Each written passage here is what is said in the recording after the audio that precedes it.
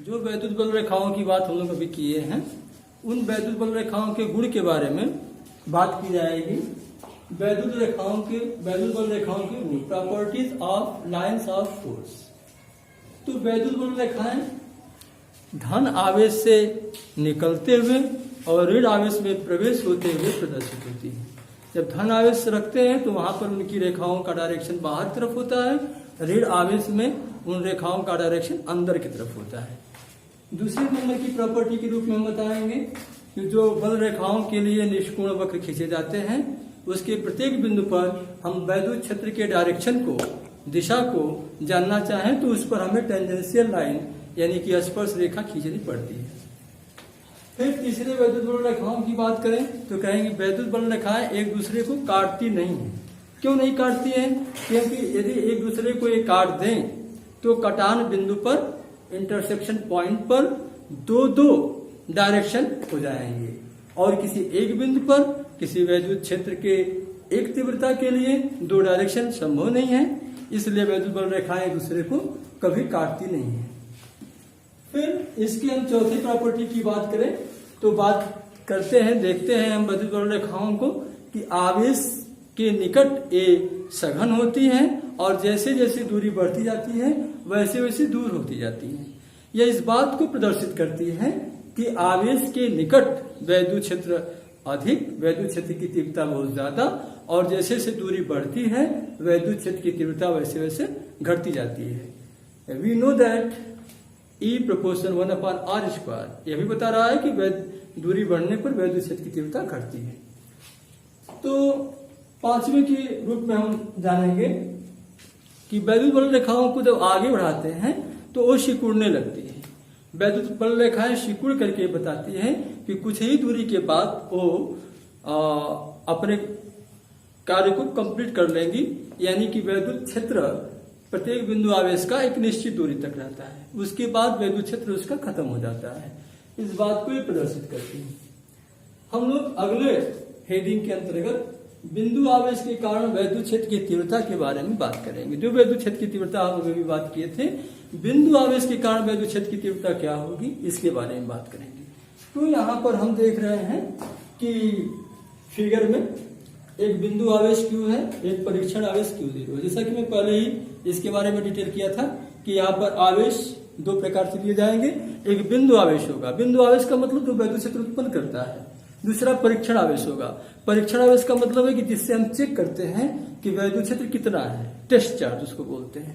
तो इस प्रकार से यहाँ पर भी हमने एक Q बिंदु A पर एक Q बिंदु आवेश लिया है, बिंदु B पर एक टेस्ट चार्ज Q0 लिया है। तो ये Q और Q0 के बीच की डिस्टेंस R है। तो कूलम्ब्स लॉ से हम लिख सकते हैं F = 1/4πε0 के Q0/r²। इसको लिखेंगे। तो फिर वैद्युत क्षेत्र की तीव्रता की परिभाषा से लिखेंगे E = F/Q0। तो F की वैल्यू जब कूलम्ब के लॉ से यहाँ पर आकर रिप्लेस करेंगे, यानी कि इक्वेशन फर्स्ट से वैल्यू को इक्वेशन सेकेंड में जब रिप्लेस करेंगे तो Q0 से Q0 कट जाएगा और E बराबर आ जाएगा 1/4πε0 के Q/r²। यदि K का मान निर्वात या वायु के लिए 1 रख दिया जाए तो इसकी वैल्यू हो जाएगी E = 1/4πε0 Q/r², जहां पर Q बिंदु आवेश की मात्रा है और R दूरी है जहां तक कि हम वैद्युत क्षेत्र की तीव्रता को ज्ञात कर रहे हैं। 1/4πε0 कांस्टेंट है जिसकी वैल्यू होती है 9 × 10⁹ न्यूटन मीटर पर कूलम्ब²। फिर हम वैद्युत द्विध्रुव की बात करेंगे, electric dipole.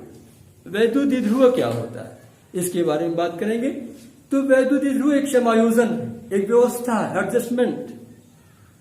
Electric dipole is a special adjustment, arrangement या स्पेशल विशेष प्रकार की व्यवस्था है जिसके अंतर्गत हम दो समान मात्रा में तथा विपरीत प्रकृति में, यानी कि एक प्लस रहेगा तो दूसरा माइनस रहेगा। तो विपरीत का मतलब है कि उनके चार्ज एक प्लस रहेंगे, दूसरा माइनस रहेंगे। समान का मतलब है कि उसका परिमाण यानी कि मात्रा दोनों की बराबर होगी।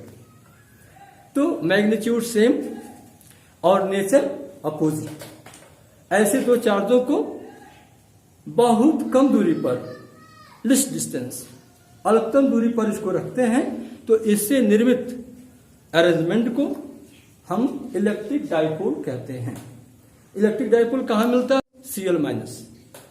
इसके एग्जाम्पल के रूप में हम हाइड्रोक्लोरिक एसिड को ले सकते हैं, जिसमें H+ और Cl- होता है, और इसके पास इलेक्ट्रिक डाइपोल होता है, एक तरफ प्लस और एक तरफ माइनस, उनके बीच की डिस्टेंस एंगस्ट्रॉम में होती है, यानी कि बहुत कम होती है।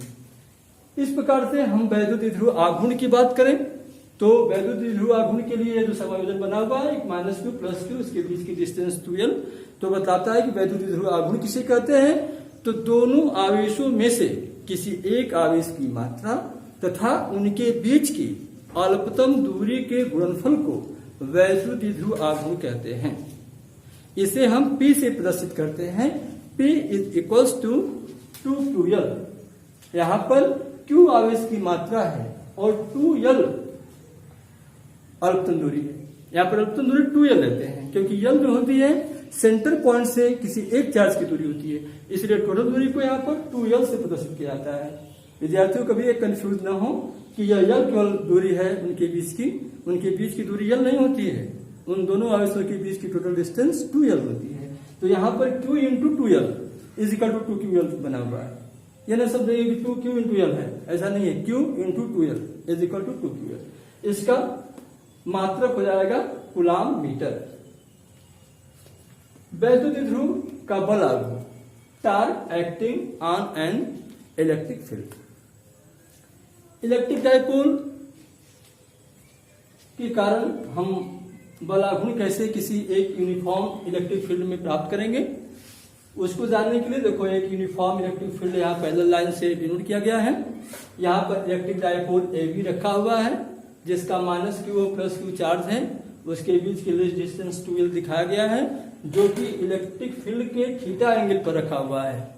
तो इस पर +q E, हम इसके बीच का जो डिस्टेंस है 2l लिए हुए हैं, एंगल थीटा है। तो फिर इधर से यह जब खींचता है तो यह उसको घुमा देता है।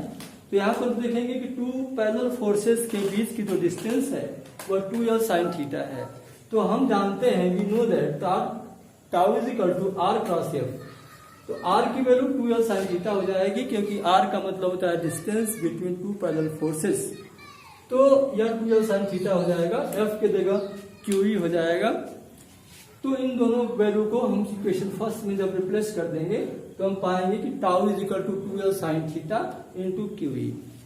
Q और 2l मिलकर के 2ql बन करके P बन जाता है, और यह PE sin थीटा हो जाता है। टाउ = PE sin थीटा, जहाँ टाउ बल आघूर्ण है, टॉर्क है, P इलेक्ट्रिक डाइपोल मोमेंट है, E इलेक्ट्रिक फील्ड है, और थीटा उसकी एंगल है।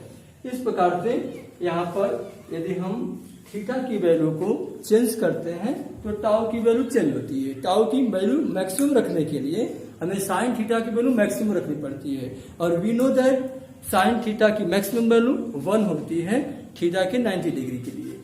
तो साइन थीटा की वैल्यू जब 1 हो जाती है, टाउ मैक्सिमम की वैल्यू PE हो जाता है, और यहाँ से हम P की वैल्यू निकाल लेते हैं टाउ मैक्सिमम पानी। E की वैल्यू को यदि 1 ले लें तो P की वैल्यू टाउ मैक्सिमम हो जाती है, और यहाँ से हम इलेक्ट्रिक डाइपोल मोमेंट की एक सेकेंड डिफिनेशन बता सकते हैं कि यूनिट इलेक्ट्रिक फील्ड में रखे हुए इलेक्ट्रिक डाइपोल पर लगने वाले मैक्सिमम टॉर्क को इलेक्ट्रिक डाइपोल मोमेंट कहते हैं। अभी हम लोग बिंदु आवेश के कारण वैद्युत क्षेत्र की तीव्रता को जिस प्रकार देखे थे, वैसे ही हम यहाँ पर वैद्युत द्विध्रुव के कारण वैद्युत क्षेत्र की तीव्रता की बात करेंगे। वैद्युत द्विध्रुव के कारण वैद्युत क्षेत्र की तीव्रता 2 प्रकार से हम निकालते हैं। एक को कहते हैं एंड ऑन पोजीशन, यानी अक्षीय स्थिति, और दूसरे को कहते हैं इक्वेटोरियल पोजीशन, यानी कि निरक्षीय स्थिति। हम सबसे पहले अक्षीय स्थिति में वैद्युत क्षेत्र की तीव्रता की बात करेंगे। हम 1 by 1 दोनों में इलेक्ट्रिक डाइपोल के कारण वैद्युत क्षेत्र की तीव्रता की बात करेंगे। पहले हम इन डाउन पोजीशन यानी अक्षीय स्थिति में वैद्युत क्षेत्र की तीव्रता क्या होगी, यानी कि हमारा इलेक्ट्रिक डाइपोल मोमेंट जब अक्षीय स्थिति में हो तो उस समय वैद्युत क्षेत्र की तीव्रता क्या होगी। सबसे पहले हम ये बताना चाहेंगे आपको कि अक्षीय स्थिति का मतलब क्या हुआ। अक्षीय स्थिति का मतलब होता है कि इलेक्ट्रिक डाइपोल मोमेंट के दोनों आवेशों को मिलाने वाली रेखा के सीध में कोई बिंदु है जहां पर हम वैद्युत क्षेत्र की तीव्रता को डिटरमाइन कर रहे हैं। तो यहां पर देखोगे फिगर में -q + q, इसके बीच की डिस्टेंस 12 है। तो इसके सीध में यहाँ बिंदु P है जहां पर हम वैद्युत क्षेत्र की तीव्रता निकाल रहे हैं। इसलिए इस पोजीशन को हम इंड ऑन पोजीशन कहते हैं। इंड ऑन पोजीशन का यही मतलब हुआ। फिर हम निकालते हुए यहाँ आएंगे +q के कारण वैद्युत क्षेत्र की तीव्रता। तो हम +q के कारण वैद्युत क्षेत्र की तीव्रता P पर जब निकालेंगे तो वैसे ही वैद्युत क्षेत्र की तीव्रता जो बिंदु आवेश के कारण होता है उसी तरीके से फॉर्मूला बनेगा हमारा कि E1 = 1/4πε0 के P अपान उसके बीच का जो डिस्टेंस है, तो उसके बीच का +q और P के बीच का जो डिस्टेंस है वह r - l हो गया है। l डिस्टेंस माइनस हो गया है उसमें से, तो r - l का होल स्क्वायर हो गया है। ऐसे ही जब हम -q के कारण वैद्युत क्षेत्र की तीव्रता निकाले हैं तो E2 हो गया है, और वह E2 = 1/4πε0 के q अपान उसका डिस्टेंस यानी कि r + l। अब वो मीन पोजीशन से l और दूरी पर है -q, इसलिए r + l का होल स्क्वायर हो गया है। इस प्रकार से जब हम कुल वैद्युत क्षेत्र की तीव्रता निकालते हैं तो total vector E = E1 + E2 जब करते हैं तो डायरेक्शन अपोजिट होने की वजह से वह E1 - E2 हो जाता है। तो यहाँ पर E = E1 - E2, E1 की वैल्यू इक्वेशन फर्स्ट से, E2 की वैल्यू इक्वेशन सेकंड से जब हम थर्ड में रख देते हैं तो इसकी वैल्यू आती है 1/4πε0 के q अपान r - l का होल स्क्वायर माइनस 1/4πε0 के q अपान r + l का होल स्क्वायर।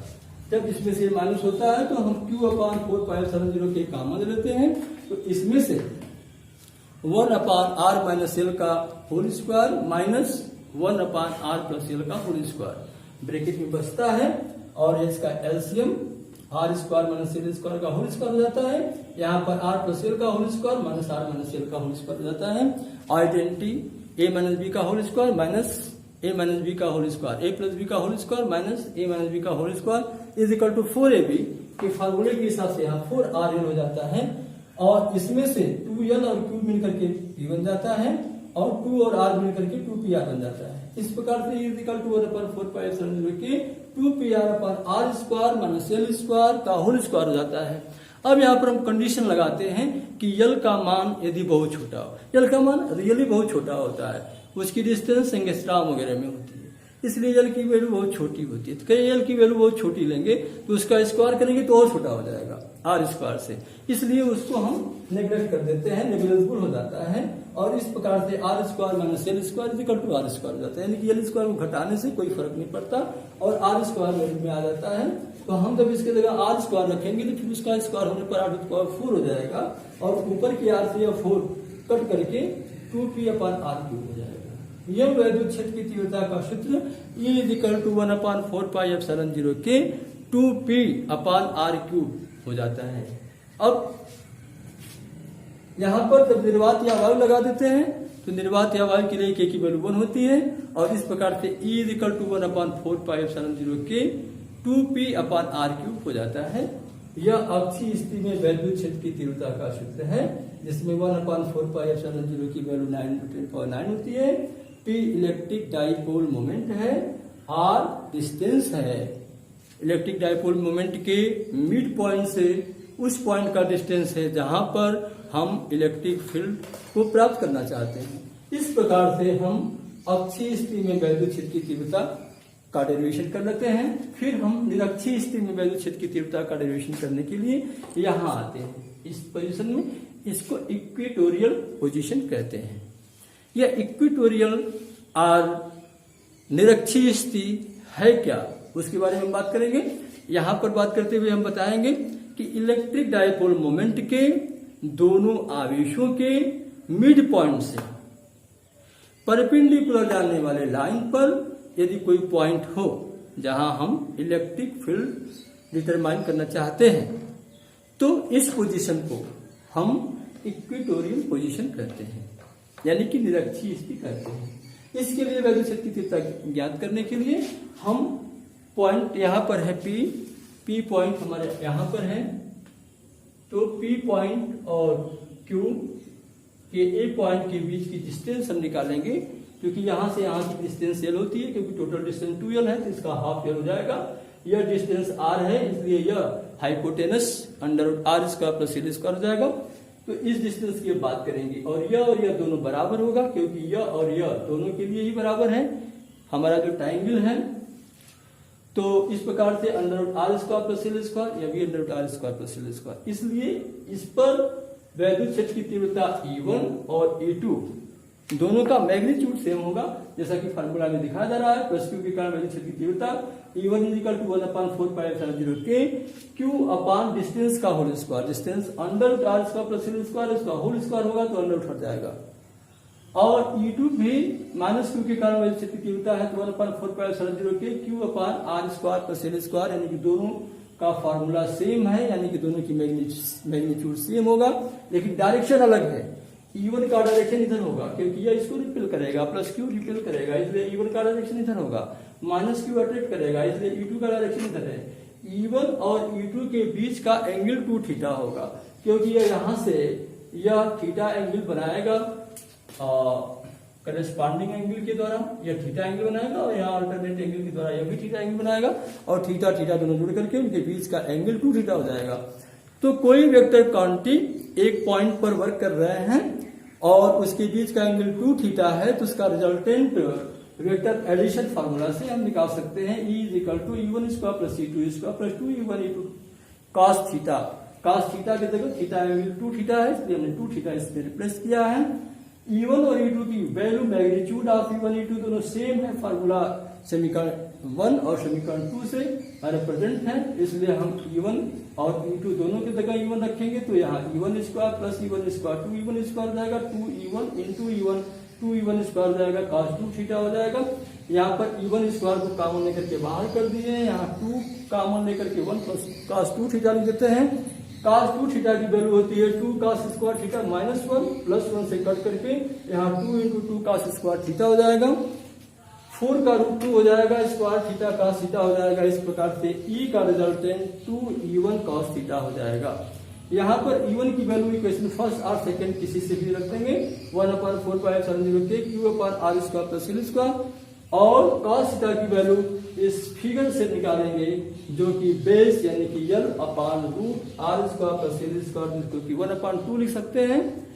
तो इसका इसमें मल्टीप्लीकेशन हुआ है 1.5 3/2 हो गया है, पावर में 2Q और L मिलकर के P हो गया है, इसलिए E = 1/4πε0K P अपान r² + l² 3/2 हो गया है। फिर यहाँ पर L की वैल्यू को छोटा लेते हुए हम दिखाए हैं कि L की वैल्यू यदि R से बहुत छोटा है तो r² + l² = r², यानी कि l² की वैल्यू नेग्लिजिबल हो जाएगी, और इस प्रकार से E = 1/4πε0K P अपान r³ हो जाएगा। फिर निर्वात अवयव के लिए K = 1 रखते हुए E की वैल्यू हम निकाले 1/4πε0 P अपान r³। हम कहते हैं कि अक्षीय स्थिति और निरक्षीय स्थिति से निकलने वाले वैद्युत क्षेत्र की तीव्रताओं का हम कंपैरिजन कराएं, तो यह आता है कि E' = 2E, जहां पर E' अक्षीय स्थिति में वैद्युत क्षेत्र की तीव्रता है और E निरक्षीय स्थिति में वैद्युत क्षेत्र की तीव्रता है। दोनों वैद्युत क्षेत्र की तीव्रताओं का रिलेशन होता है E' = 2E।